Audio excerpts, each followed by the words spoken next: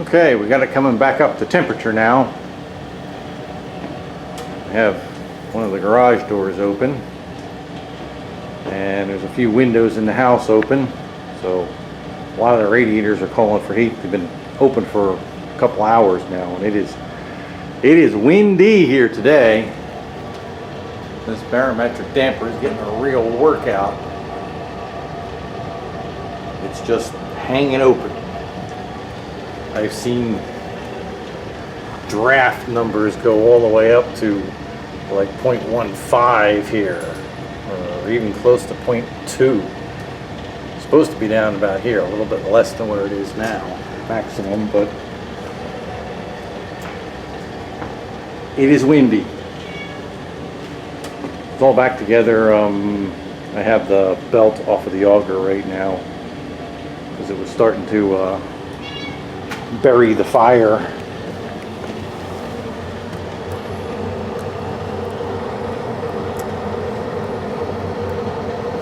There it is. You can see it's starting to get pretty full. There's coal built up on the right side there. I'm going to let it run like this for a while, and then we'll put the belt back on the auger.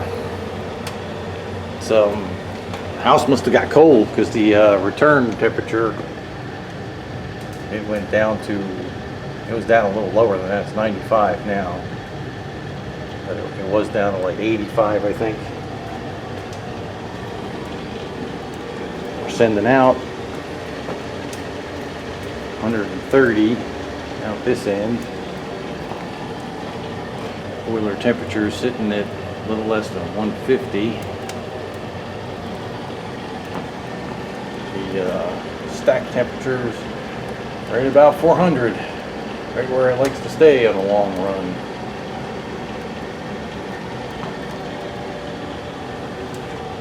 That's about it. I'll wait to recover the fire. And oh, in other news, I set the ashing temperature to 130. Pete Axeman told me they got to run up around 140, something like that. Anything below 130's not really a viable setting. So I figure we'll start at 130, see how it runs for a few days, and then maybe we'll crank it up to 135, see how that runs, and then to 140.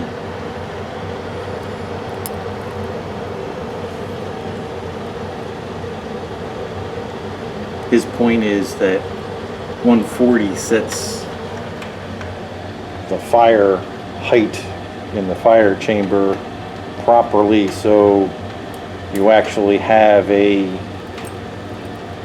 fire capable of supporting 130,000 BTUs. He said anything, when you start turning the ashing temperature down, what it does is it raises the fire height, and so you have more ash in there, and the boiler then can't support 130,000 BTUs like it's supposed to. So that's something to keep in mind.